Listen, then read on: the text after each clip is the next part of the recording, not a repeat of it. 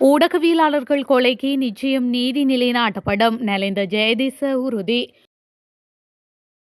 மொழி உரிமையை மறுத்த ஸ்ரீலங்கா காவல்துறை, வேலன் சுவாமிகள் கடும் கண்டனம். பசிலின் காலத்தில் நடந்த மோசடி முன்னிலையான ரகசிய சாட்சியம். சூடுபிடிக்கும் உள்ளூராட்சி மன்ற தேர்தல் வெளியானது அறிவிப்பு. மின்தடைக்கு 4 கால் குரங்கு காரணமல்ல, அம்பலப்படுத்திய நுகர்வோர் சங்கம். புதிய எதிர்க்கட்சி கூட்டணிக்கு சஜிதே தலைவராக வேண்டும், ரஞ்சித் வலியுறுத்து. நாமல் ராஜபக்சவுக்கு எதிராக பண மோசடி வழக்கு, சட்டம் அதிபருக்கு நினைவூட்டல். அரசு துறை தொடர்பில் எலான் மஸ்கின் தீர்மானம், அதிர்ச்சியில் அமெரிக்கா. சுற்றுலா அபிவிருத்திக்காக 2014ஆம் ஆண்டு ரூபாய் 6 மில்லியனுக்கும் அதிகமான செலவில் டி-ஷர்ட்கள் அச்சிடப்பட்ட சம்பவம் தொடர்பாக ஒரு ரகசிய சாட்சியாளர் நீதிமன்றில் முன்னிலையாகியுள்ளார். இந்த நபர் கோட்டை நீதிவான் நீதிமன்றத்தில் நேற்று முன்னிலையாக்க அழைக்கப்பட்டதாக தெரியவந்துள்ளது. பசில் ராஜபக்ஷ பொருளாதார அபிவிருத்தி அமைச்சராக பணியாற்றிய காலத்தில் நடந்ததாக கூறப்படும் இந்த நிதி மோசடி தொடர்பான உண்மைகளை குற்றப்புலனாய்வு திணைக்களத்திற்கு அவர் தெரிவித்துள்ளார். இந்த நிலையில் இது தொடர்பாக சுற்றுலா அபிவிருத்தி அதிகார சபையின் முன்னாள் தலைவர் ஒருவர் இந்த ரகசிய சாட்சியத்தை அளித்துள்ளதாக தெரிவிக்கப்படுகின்றது. அத்தோடு குறித்த ரகசிய சாட்சியம் பிற்பகல் 2 மணியளவில் தொடங்கி 3 மணி நேரத்திற்கு மேலாக நீடித்ததாக கூறப்படுகின்றது. ஊடகவியலாளர்கள் படுகொலை செய்யப்பட்டுள்ள சம்பவங்களுடன் தொடர்புடைய சந்தேக நபர்கள் சட்டத்தின் முன் நிறுத்தப்படுவார்கள் என அமைச்சர் நலிந்த ஜெயதிச தெரிவித்துள்ளார். அதோடு இந்த விடயத்தில் நிச்சயம் நீதி நிலைநாட்டப்படும் எனவும் அவர் குறிப்பிட்டுள்ளார். இது தொடர்பில் ஊடகங்களிடம் அவர் மேலும் கூறியதாவது: ஊடகவியலாளர் லசந்த விக்ரமதுங்க படுகொலை செய்யப்பட்ட சம்பவம் தொடர்பான விசாரணைகள் இன்னும் நிறைவு பெறவில்லை. அவை நடைபெற்று வருகின்றன. விசாரணையில் தெரியவரும் விடயங்களுக்கு அமைய தொடர்புடையவர்களுக்கு வழக்கு தொடரப்படும். குற்றவாளிகளை பாதுகாக்க வேண்டிய தேவைப்பாடு நீதியமைச்சருக்கு கிடையாது. குற்றவாளிகளை சட்டத்தின் முன் நிறுத்தவும் வழக்கு தொடுக்கும் விடயத்தில் அரசு உறுதியாக உள்ளது. சம்பந்தப்பட்ட நிறுவனங்களை அழைத்து ஜனாதிபதியும் பேச்சு நடாத்தி வருகின்றார். எனவே நிச்சயம் நீதி நிலைநாட்டப்படும்.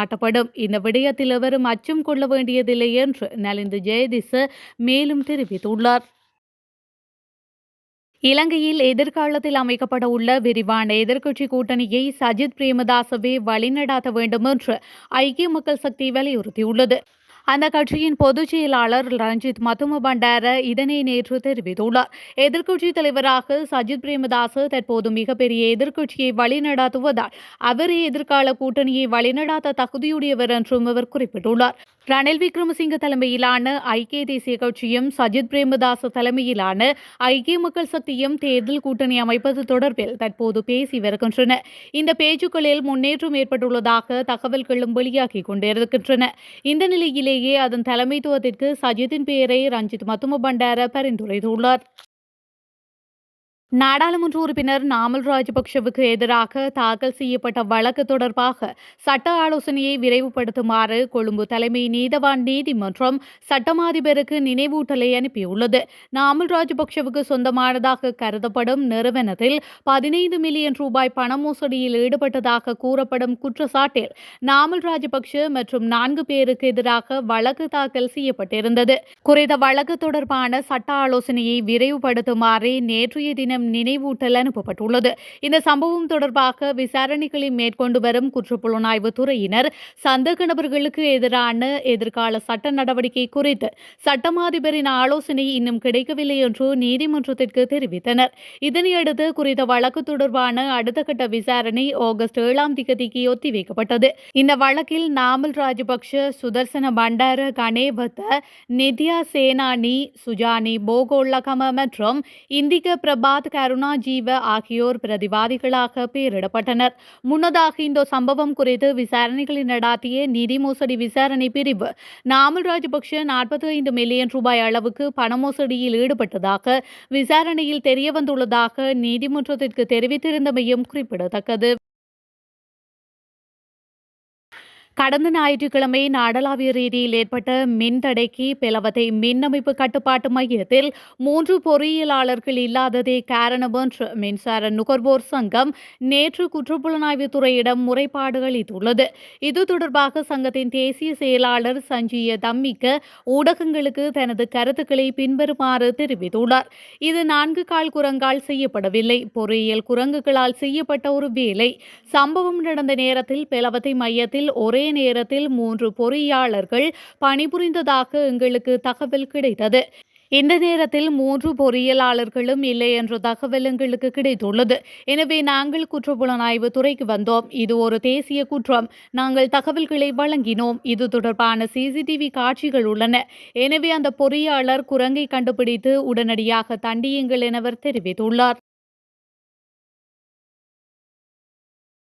உள்ளூராட்சி மன்ற தேர்தல் எதிர்வரும் ஏப்ரல் 20 முதல் 30ஆம் திகதிக்கு இடைப்பட்ட காலத்தில் நடைபெறும் என கொழும்பு ஊடகம் ஒன்று தெரிவித்துள்ளது.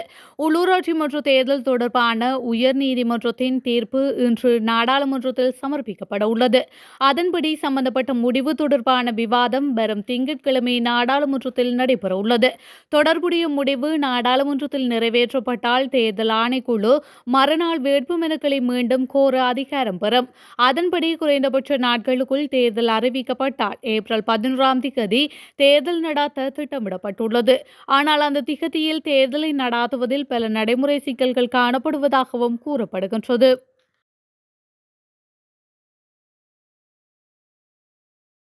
பொத்துவில் முதல் பொலிகண்டி வரை நீதிக்கான பேரணி தொடர்பிலான வழக்கு நீதிமன்றத்தில் முன்னெடுக்கப்பட உள்ளது. இதன் அடிப்படையில் குறித்த வழக்கு இன்றைய தினம் கிளிநொச்சி நீதவான் நீதிமன்றத்தில் நடைபெற உள்ளது. இந்த வழக்கிற்கு முன்னிலையாகுமாறு ஸ்ரீலங்கா காவல்துறையினர் சிங்கள மொழியில் குறித்த அறிவித்தலை விடுத்துள்ளதாக தெரிவிக்கப்பட்டுள்ளது. குறித்த விடயத்தை பொத்துவில் தொடக்கம் பொலிகண்டி வரையான மக்கள் பேரெழுச்சி இயக்க தலைமை ஒருங்கிணைப்பாளர் வேலன் சுவாமிகள் தெரிவித்துள்ளார். இவ்வாறு சிங்கள மொழியில் வழங்கப்பட்ட அறிவித்தல் மூலம் மொழியுரிமை முற்றாக மறுக்கப்பட்டுள்ளதை வன்மையாக கண்டிப்பதாகவும் அவர் தெரிவித்துள்ளார். அமெரிக்க அரசு துறையை ஒட்டுமொத்தமாக கலைத்துவிட்டு அதனை புதிதாக உருவாக்க வேண்டும் என எலான் மாஸ்க் தெரிவித்துள்ளார். அமெரிக்க அரசின் செயல்திறன் துறை தலைவராக எலான் மாஸ்கை ட்ரம்ப் நியமித்துள்ளார். இந்த குழு அரசின் தேவையற்ற செலவை கண்டுபிடித்து அதனை கட்டுப்படுத்தும் வேலையை செய்து வருகின்ற நிலையில் எலான் மாஸ்க் இவ்வாறு குறிப்பிட்டுள்ளார். இது தொடர்பில் துபாயில் நடைபெற்ற உலக அரசு துறை தொடர்பான உச்சி மாநாட்டில் பேசிய எலான் மாஸ்க், மக்களின் ஜனநாயக ஆட்சி முறைக்கு அரசு துறைகள் எதிராக இருக்கின்றன. அரசு துறைகளில் ஆட்களை நீக்குவதற்கு பதில் ஒட்டுமொத்தமாக கலைத்துவிட்டு சீரமைப்புகளுக்கு பின் அவற்றை புதிதாக உருவாக்க வேண்டும். வயல்களில் தேவையில்லாத களைகளை வேரோடு அகற்ற வேண்டும். இல்லையென்றால் அது மீண்டும் மீண்டும் வளரக்கூடும். அதேபோன்றுதான் அரசு துறையும் மறுசீரமைப்பு செய்ய வேண்டும் என்று கூறியுள்ளார். ஏற்கனவே அமெரிக்க அரசு துறை ஊழியர்களுக்கு விருப்ப ஓய்வு கொடுத்து அவர்களை எலான் மஸ்க் வெளியேற்றி வரும் நிலையில் எலான் மஸ்கின் இந்த கருத்து அரசு ஊழியர்களின் மத்தியில் கடும் அதிர்ச்சியினை ஏற்படுத்தியுள்ளது.